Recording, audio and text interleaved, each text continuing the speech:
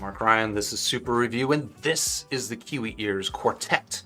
And this is the first IEM from the company that's not called the Orchestra. Okay, that's not actually true, but it is the first IEM from the company that is a hybrid configuration. It's got 2 balanced armatures and 2 dynamic drivers, and it's also kind of a significant departure from the neutral tuning that this company has been known for up until now. Now, that's not necessarily a bad thing for me, but I will be honest, I wanted to and tried to love the Quartet.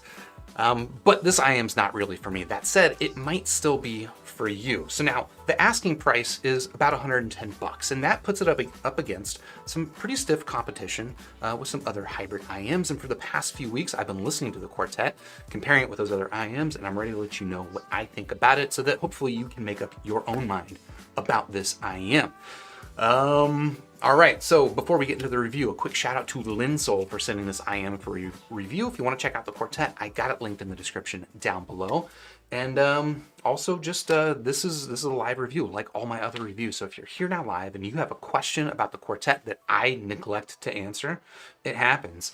Leave your question in the live chat, and at the end of the review, we will spend some time having a conversation and hopefully answer all of your burning questions. So now, with that out of the way, let's dive to the table and start talking about the physical stuff in this IEM.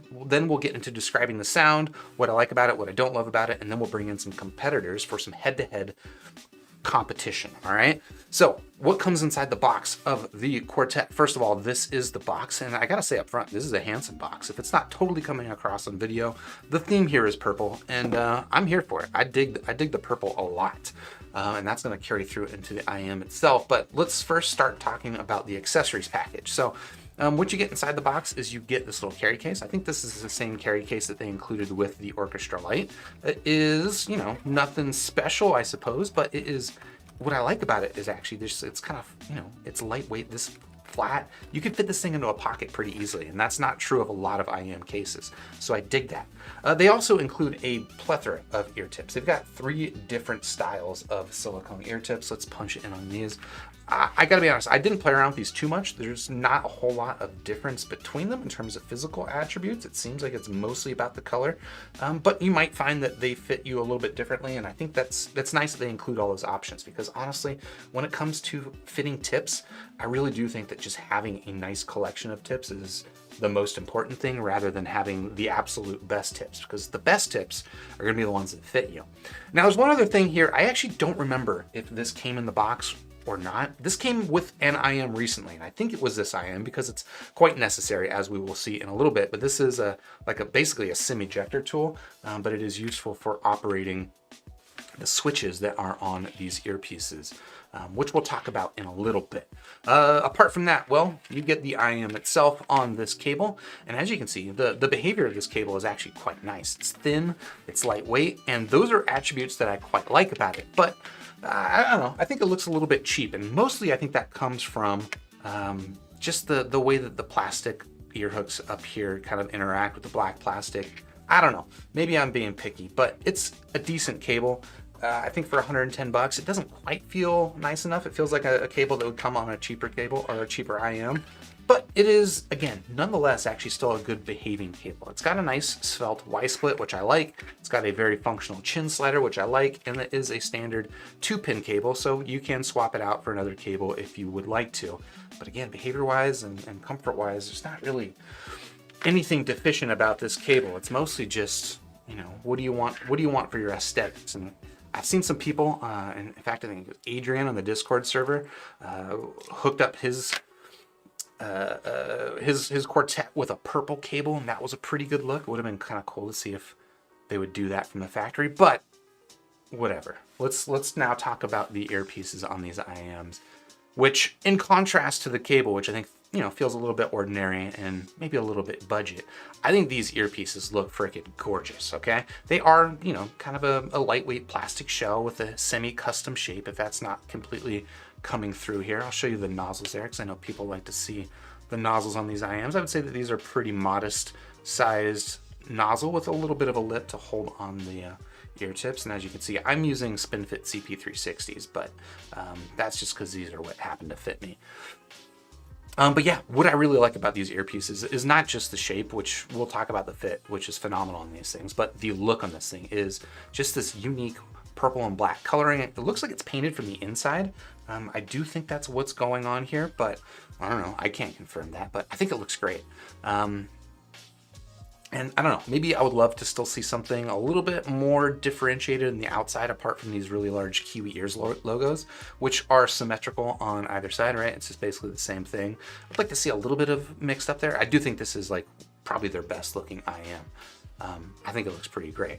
I did mention briefly that it's got this little adjustment tool over here. At least I think this comes inside the box, and that's because on the back of these shells there are tuning switches. There are 2 of them, and well, I think this one's labeled 1 and that one's labeled 2. And flipping these switches, which you really do need a tool like this, you can't really do it with your fingers, at least I can't. But flipping these switches does change the sound. We will talk a little bit in the future about what these changes are as I struggle to put that thing back into its original position. But just know that those things are on there. But apart from that, let's talk about the fit of this IEM, which is, as I alluded to earlier, pretty phenomenal, honestly. I don't know what it is about this shell design or why, like, it seems like ThiA Audio and Kiwi Ears have the lockdown on this specific like shell shape, but it fits me awesome. I love the fit of this IEM. It basically fits like, you know, a ThiA Audio Legacy 2, a Legacy 4, Orchestra Lite, an Orchestra Original. If you've worn any of those IEMs before, you probably have had a very good experience because these things fit awesome. What I like about them is that, like, you know, the nozzle's not especially deep, so it is not uncomfortable. The ingress egress is super easy.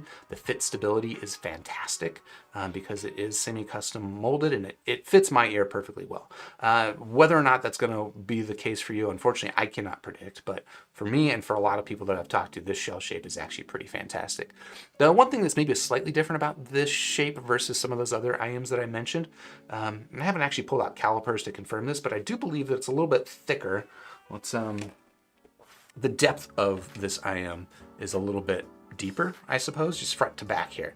And now for me, that does not result in any additional pressure or anything inside my ear. It basically just means it kind of sticks out my ear a little bit further, but as you kind of saw when I was wearing it, and let's do it one more time just to confirm, it doesn't like stick out especially far. Maybe if like you were sleeping on your side or something like that, that might be where that couple of millimeters difference might stand out. But honestly, this is one of the better fitting IEMs, not just at this price point. This is one of the better fitting IEMs just flat out in the world. I love the shape of this IEM, and the ones that I mentioned are like it. And I also like the aesthetic on it, again, as I described there. Maybe that's where I really was kind of let down by the cable. It's just, I love everything else about the build quality on this thing so much that the cable is, again, decent, but it's not awesome. Okay, but that is enough talking about the physical stuff on this IEM. Let's talk about the sound, and like I typically do, we will start by describing the sound signature here on the Kiwi Ears Quartet. And also, like I mentioned, when we're talking about the build stuff, there are switches on this thing which change the sound signature. So there's 2 switches. The left one, and it's regardless of which earpiece you're looking at, the left one, the one that's labeled 1, basically affects the bass. Putting it up increases the bass, dropping it down lowers the bass.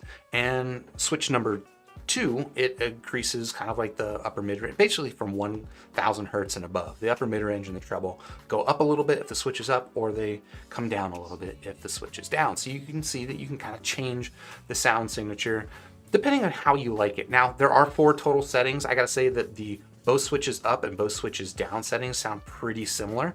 But for all intents and purposes, there are pretty significant differences between the other 3 sound signatures. For me personally, the configuration that I like the best is with switch number 1 down and switch number 2 up, which maybe is not a big surprise. Basically what I'm saying is that lowers the bass and raises the upper mid-range a little bit. So there's a little bit more balanced out, and that would be my preference. And with that configuration, that's what most of this review is going to be based on. It is still kind of a warm V-shaped sound signature. You get big meaty bass that's really not shy about its mid bass. I know a lot of the times we talk about these bass boosted IEMs that are, well, they're boosted in the sub bass, which means that some of your music is not going to hit that. These things are boosted pretty heavily in the mid bass as well. So pretty much all of your music is going to sound pretty warm and bassy. Now, the mid-range tuning on this, again, it kind of varies depending on the switches. I would say with the default tune, which is with both switches on, it is very warm. Vocals are pretty pushed back, and if you push the switch number 1 up and the switch number 2 down, you get an even warmer sound, really quite warm and thick. But with the configuration that I like, with switch number 1 down, switch number 2 up, it does pull vocals forward for a stronger sense of clarity. The treble on this, I would say, is, it's pretty neutral. It's enough to cut through the thick bass that I described, and it adds a decent sense of clarity, but it's not especially hot or spicy if you're concerned about that. And okay, on the other end, what was I going to mention here? I'm just looking at my notes. Okay, I mentioned that, that's my default, or that's the tuning preference that I have. If you go with the complete opposite, which is with the bass up and the upper mid-range down, I gotta be honest, I think this thing sounds pretty underwater tonally, kind of muffled, and the other settings are just kind of somewhere in between there, right? So it's basically a very warm muffled sound to a pretty warm V-shaped sound signature, and your tuning switches are going in between there. Now, what do I like about the sound here on the Kiwi Ears Quartet? Well, that down-up configuration I mentioned, it's my favorite. But it's got a nice vocal presence to it. It's got a little bit of a crispness to it in the treble, but it's still, fairly easy, and it's got a nice little bit of snappiness to it. Given the bass body that is on this set, and again, I mentioned this thing is not shy at all about its mid bass, I would say the imaging on this is actually still pretty solid. In fact, I would say it's slightly above average in terms of its imaging quality, which just means that the positioning of different instruments, the separation between them, and the positioning kind of in 3D space, and giving you that sense of depth and dimension to the sound, it actually does, I would say, again, above average job here on the Quartet. The treble, I would say, is sufficiently incisive with the transients. It's got, again, a good sense of separation between the instruments. And if you're looking for something that's got a lot of bass, but you don't want to give up on that aspect of audio, if you don't want to give up on that incisiveness and a good sense of separation, the Quartet honestly does a pretty decent job at that. Now, what do I not like about the sound here on the Quartet? Well, disappointingly, honestly, the biggest issue that I have with it is I just don't find the bass to be particularly good, and that's kind of interesting in a couple of reasons. One, because the focus of the tuning of this really is the bass. Two, I have pretty high expectations of Kiwi Ears. They've done a really good job with IEMs in the past. And three, they're actually doing something kind of special here, where they've got 2 dynamic drivers contributing to that bass. And I would hope that the bass quality would be at least, sufficient. But I think that it's actually below average in terms of its definition. The attack is just a little bit limp, comes across a little soft and stuffy. And the sub bass that's on this, it grafts quite well. Don't get me wrong, but in listening experience, I feel like it really just does not come like it really digs into the low sub bass frequencies. It comes across a little bit hollow in the bass without that deep rumble and texturing that I like in my bass presentation.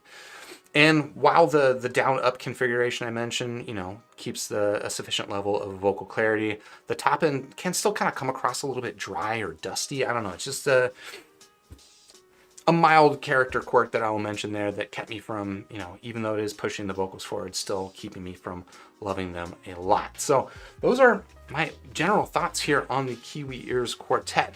I gotta say, again, I don't love this IEM, but I also don't hate it. And I think that for some people, it could be the IEM for you, especially if you like that real deep, not even deep, just that thick, warm, bassy, kind of underwater sound. You can get that here, or you can kind of tune it out and play it a little bit safer. But let's bring in some competitors and see how this IEM stacks up to some of my personal favorite hybrid IEMs at around this price point. And they are going to be sufficiently different so that, just because one's my favorite, try to listen for the differences, how I describe them, to understand what might be your personal favorite, because I don't know, everyone's kind of got different tastes when it comes to these things. So I'm going to lay these things out on the table, get them to catch the light just so for aesthetic reasons, and let's dive into it. So of course, what we've got here on the table, the Kiwi Ears Quartet, $110, hybrid IEM. It is 2 balanced armatures, 2 dynamic drivers. Here we've got the File FH3. This one's been out for a while, but honestly still kind of kicking. The price has come down on it. Now it looks like the standard price is $110, so about the same. It's got just 2 balanced armatures and 1 dynamic driver. And then over here, we've got the Truth Ear Hexa, which is the cheapest here on the table. It's $80. It's got 3 balanced armatures and one dynamic driver. So all three hybrids, all three kind of in the similar price range, but that one is definitely undercutting a little bit. Sound signature wise, all right, just kind of describing the tonal aspects. Again, the Quartet I would describe as a warm V. It's kind of got big stinky bass. It's not shy about mid bass. If you want thump, that's what it's got. And again, you can kind of tune in the level of vocal clarity that you want from anywhere from, you know, pretty fairly forward vocals down to just kind of like underwater vocals, and then a couple of settings there in between.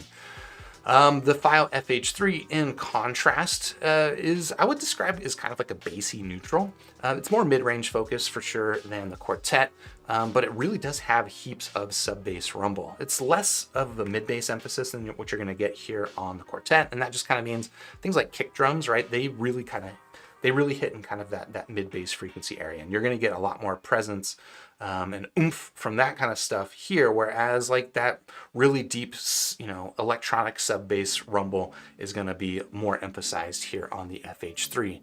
And then finally over here to the Truth Ear Hexa. I would describe this as definitely neutral. It is somewhat warm in the mid-range, and I would say just kind of overall tame all the way around, but the sub-bass does dig satisfyingly deep, but mostly this is just kind of like a neutral mid-range focused sound signature. So that's how they compare, right? Again, that is really going to be all down to preference. Now, when it comes to technical performance, there's obviously also technical preference differences here as well, but here's where I do think it is the differences are a little bit more clear. The Quartet, I would say, you know, you do get those crisp transients and a really solid sense of imaging, but the bass attack is really just pretty soft and stuffy, and I think it detracts from the overall technical performance of this set. The FH3, I think, has an even wider stereo image. I think, again, I mentioned this is above average. I think this is even actually a little bit wider in its stereo image. The trebles maybe a little bit looser, but the sub bass is just way, way better in my opinion. You get good definition and texture. It adds a really good sense of depth to the sound that I like quite a bit here on the FH3. This is, again, I mentioned it's kind of an older IEM at this point, but I just think it's hanging in there. And then finally, the Hexa, I would say is, well, it's definitely a step behind the other two in terms of image width, but it's really no slouch. Again, it's, you know, quite a bit cheaper, and it's going for a tamer tune, which does contribute to the technical performance. But yeah, it's still really no slouch. It's just kind of like an easy listening. I would say it's definitely the best in terms of pulling out mid-range, micro detail, micro contrast, texturing, and stuff like that. But this is not going to be the one that's going to wow you technically. Now, in terms of form factor, all right, let's dive back into it just so we can appreciate this Quartet for everything that it is. It's just a great looking shell, awesome fit. The cable is somewhat of a letdown, but I really do. I mean, it's replaceable. You can find a nice, you know what? Get a $19 Truth Ear Ola. Throw that cable in here. This will be a really, really handsome looking build. The File FH3. These shells here are actually all metal, which is kind of nice. Although I would say that, okay, overall it does look pretty simple and handsome. I dig the aesthetic on it, but the fit stability on this is just kind of so-so. Where the fit stability on this thing is phenomenal, this is just kind of so-so. It actually kind of, even though it is a hybrid, it fits a little bit like your average dynamic driver IEM, which is, it's comfortable. I don't think you're gonna have any issues with it. It's still a relatively shallow fitting IEM. It's just not gonna be the most stable in your ear if you are out doing activities like flipping skateboards or whatever the youths do these days. And then finally here, we've got the Truth Ear Hexa. I think subtly, the form factor in this is just actually really, really good. It's actually a little bit on the small side, which might not totally come across here, but I do think that the Hexa index is a little bit small, which I like. The look on it is understated but handsome. It's got a metal plate out here, and then it's got these semi-translucent resin shells, like a 3D printed resin. I dig it. The only thing maybe I will mention is that the nozzle on the Hexa is wider than these others, and some people have mentioned that that's an issue for them. For me, not an issue at all. I find the comfort on this to be pretty solid. Fit stability is a step ahead of the FH3, but because it is not like a custom fit or a semi-custom design like the Kiwi, it's not quite that good, but it's still, I would say, sufficiently good. So that's going to do it for my thoughts here on the Kiwi Ears Quartet. Again, for me, it's not really a hit, but I don't know, for some people it could be. I really do love the physical stuff on this IEM. I really did want to love this IEM, and you know, it's not just because there's a lot of bass. There's some IEMs that are very bassy that I do fall for. So it's just mostly the bass quality in this I found to be kind of lacking. But if you're looking for something that's really, really warm and you want to make it even warmer, the Kiwi Ears Quartet is a decent option. I'm going to give it 3 stars out of 5. And if you want to check it out, well, I've got it linked down below. While you're down there, if you haven't already, please hit the like button, subscribe to the channel, ding the YouTube bell, and join me on Discord, where we've got people talking about IEMs all day. That's a good place to keep up with updates on Squiggling. And then you can also opt into the alert squad on Discord, which means that every time I go live, I ping the alert squad and you'll get notified much more reliably than YouTube does. And if you do that, I will see you on the next super review. If you're here now live, stick around, but otherwise, I'll check you out later. Cheers.